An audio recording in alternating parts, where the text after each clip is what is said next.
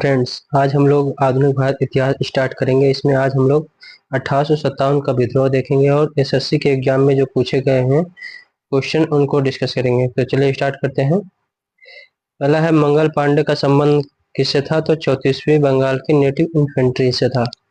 अगला है, 1857 का विद्रोह कहाँ से शुरू हुआ? तो मेरठ से शुरू हुआ। बहादुर शाह जफर और उनके बेटों को ब्रिटिश अधिकारियों ने गिरफ्तार किया था। कहाँ से गिरफ्तार किया था? तो हुमायूं के मकबरे दिल्ली से। आगे है, बेगम हजरत महल ने 1857 के विद्रोह का नेतृत्व कहाँ से किया था? तो लखनऊ से किया था।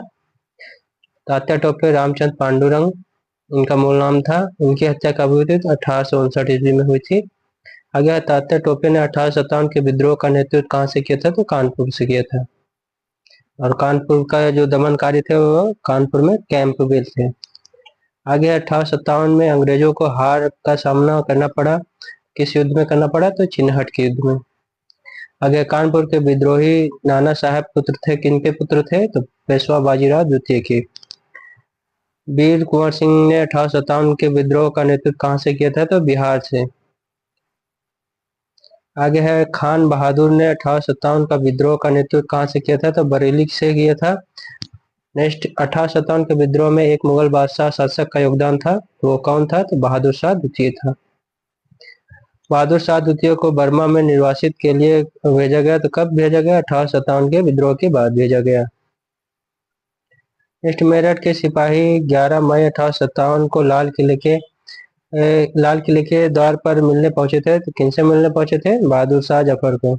और इनको बोलने ले गए थे कि हम लोगों की अगुवाई आप ही करिए।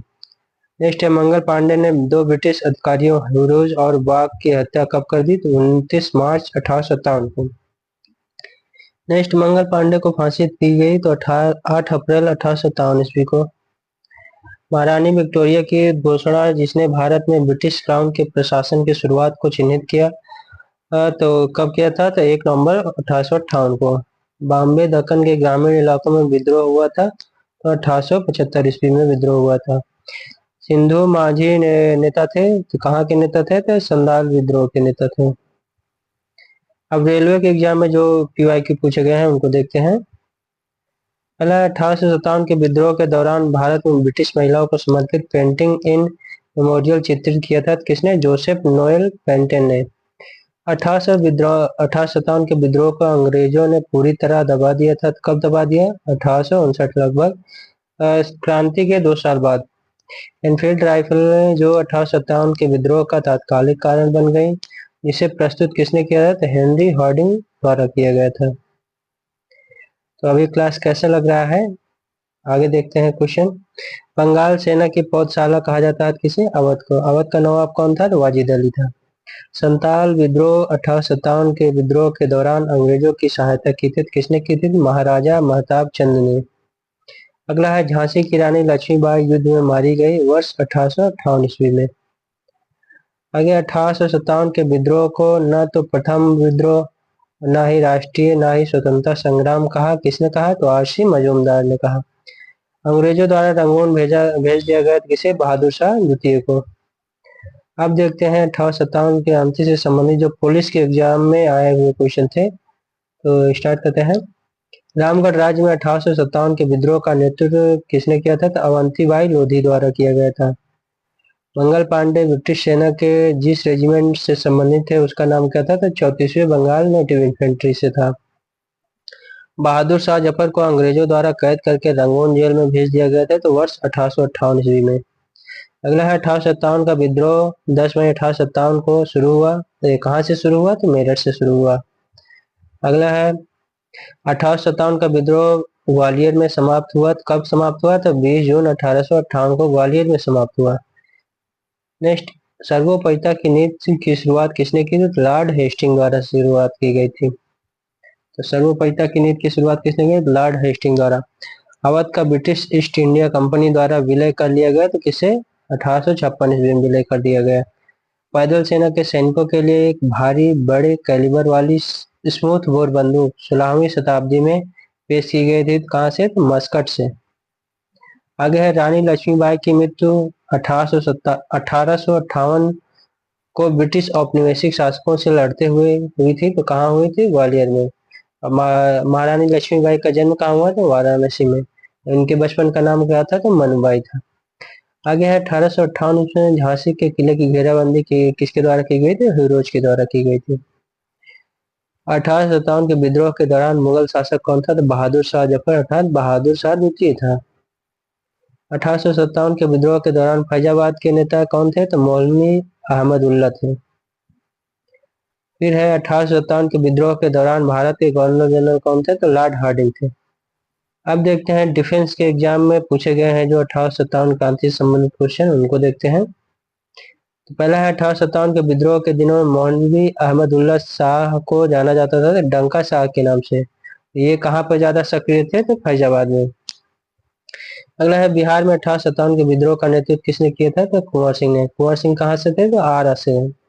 अगला है 1857 के विद्रोह के दौरान भारत के गवर्नर जनरल कौन थे? तो लॉर्ड कैनिंग थे। फिर स्टेट पीसीएस एग्जाम में जो पूछे गए हैं इनसे क्वेश्चन 1857 क्रांति से, उनको देखते हैं। तो रानी लक्ष्मीबाई की मृत्यु कहाँ हुई? तो ग्वालियर में। और जन्म कहाँ हुआ? तो वाराणसी में। आदिवासी नेता सीताराम कंवर और रघुनाथ सिंह मंडुलाई भिलाला ब्रिटिश विरोधी क्रांति में शामिल हुए। तो कब शामिल हुए? 1857 ईस्वी में। मंगल पांडे को 1857 में ब्रिटिश अधिकारियों पर हमला करने के लिए फांसी दी गई, तो बैरकपुर में। आगे है तीसरा आंग्लो मैसूर युद्ध 1792 से 1792 हुआ था, तो अंग्रेजों और टीपू सुल्तान के बीच। अब गवर्नर और वायसराय को देखते हैं और एसएससी एग्जाम में जो इनसे क्वेश्चन पूछेंगे उनको डिस्कस करते हैं। पहला है प्रथम आंग्ल अफगान युद्ध के दौरान भारत के गवर्नर जनरल कौन थे? तो लॉर्ड ऑकलैंड थे।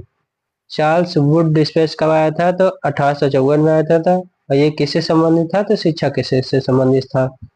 भारत में पहली रेलवे लाइन कब स्टार्ट हुई? 1853 ईस्वी में। और इस किस गवर्नर जनरल के समय हुई? तो लॉर्ड डलहौजी के समय। फिर है गवर्नर जनरल जिसने बंगाल का स्थायी बंदोबस्त लागू किया, तो वह था लॉर्ड कॉर्नवालिस 1793 ईस्वी में। बंगाल के गवर्नर जनरल जिन्होंने 1773 के रेगुलेटिंग एक्ट को लागू करके दोहरी सरकार प्रणाली को समाप्त किया, कौन था? तो वारेन हेस्टिंग था। भारत में हड़प नीति की शुरुआत करने वाले गवर्नर जनरल कौन थे? तो लॉर्ड डलहौजी थे। आगे है भारत की आजादी के समय भारत के वायसराय कौन थे? तो लॉर्ड माउंटबेटन थे। भारत में उच्च शिक्षा के लिए अंग्रेजी को आधिकारिक भाषा के रूप में शामिल किसने किया? लॉर्ड मैकाले ने। अगला है वर्नाकुलर प्रेस एक्ट किसके शासनकाल में आया? तो लॉर्ड लिटन का शासनकाल में। Vernacular press act Lord Lytton. Lord Lytton के शासनकाल में क्या आया था? तो वर्नाकुलर प्रेस एक्ट आया था। अगर क्लास अच्छा लग रहा हो तो चैनल को सब्सक्राइब कीजिएगा। फिर आगे देखते हैं। अफगानिस्तान में ब्रिटिश हस्तक्षेप के लिए त्रिपक्षीय संधि पर हस्ताक्षर किया, किसने किया? लॉर्ड ऑकलैंड द्वारा किया गया। भारत में सिविल सेवा का जनक किसे कहा जाता है? लॉर्ड कॉर्नवालिस को कहा जाता है। फिर है पुलिस प्रशासन की जांच के लिए फ्रेजर आयोग की नियुक्ति किसने की? तो लॉर्ड कर्जन के द्वारा की गई थी। आगे है राजा नंद कुमार की न्यायिक हत्या करने का आरोप किसे लगा था? तो वारेन हेस्टिंग को लगा था। फिर एंग्लो नेपाल युद्ध के दौरान गवर्नर जनरल कौन थे? तो लॉर्ड हेस्टिंग थे। लॉर्ड डलहौजी ने पंजाब को ब्रिटिश भारत में मिला लिया, तो 1849 ईस्वी में।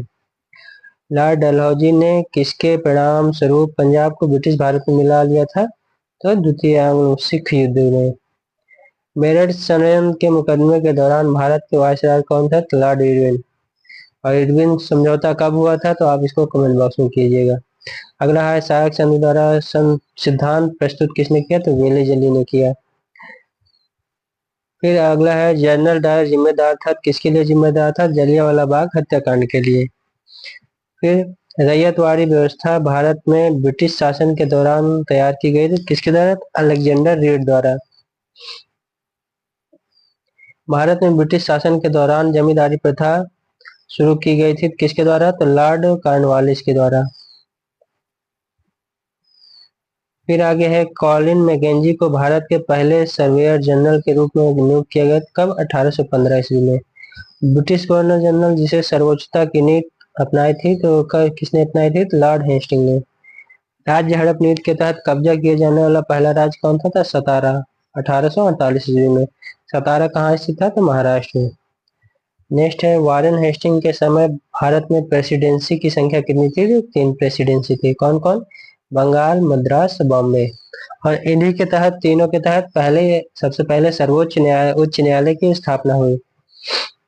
आगे है लॉर्ड रिपन को भारत का वायसराय किसने नियुक्त किया था? 1880 ईस्वी में।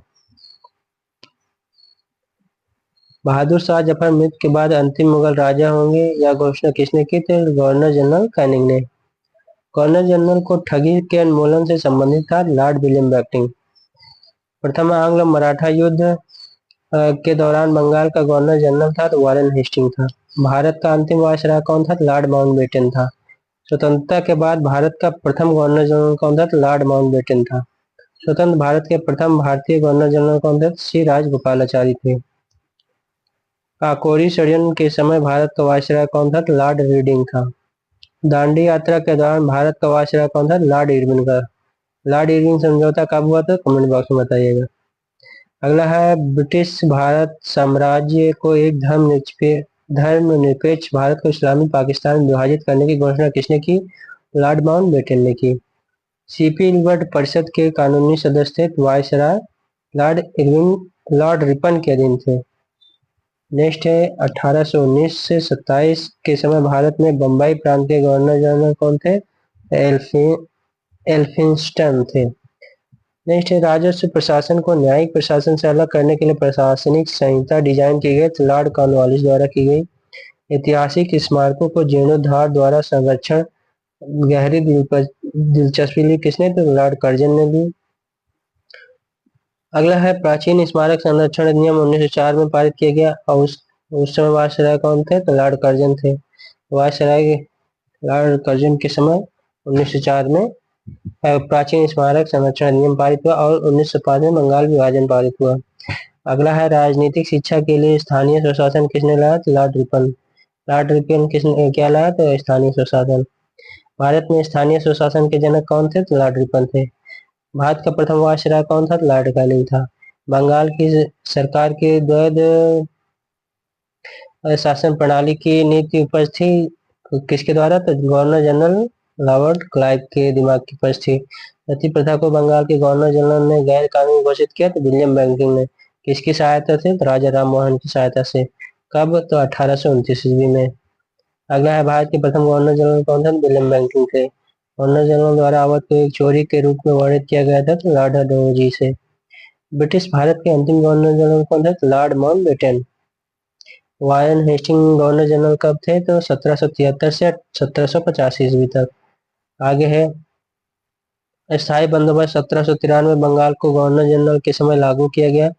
किसके समय? तो चार्ल्स कॉर्नवालिस के समय। 1809 में महाराजा रणजीत सिंह ने अमृतसर की संधि पर हस्ताक्षर किया चार्ल्स टी मेटकाफ के समय। A history of British of India प्रकाशित किए गए कृति किसकी है? तो जेम्स मिल द्वारा की है। उसके बाद है 1801 में सहायक संधि प्रणाली लागू की गई। किसके कहाँ पर लागू की गई? तो अवध पर। 1835 में लागू किया गया अंग्रेजी शिक्षा अधिनियम पारित कब हुआ? तो 1835 में किसके? तो मैकाले मिनट पर।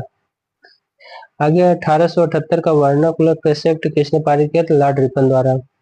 1865 में बहादुर शाह जफर अंतिम मुगल सम्राट होंगे, यह निर्णय किसके द्वारा लिया गया? तो लॉर्ड कैनिंग द्वारा लिया गया। कब लिया गया? तो 1865 से 1862 ईस्वी में। अगला है भारतीय राष्ट्रीय कांग्रेस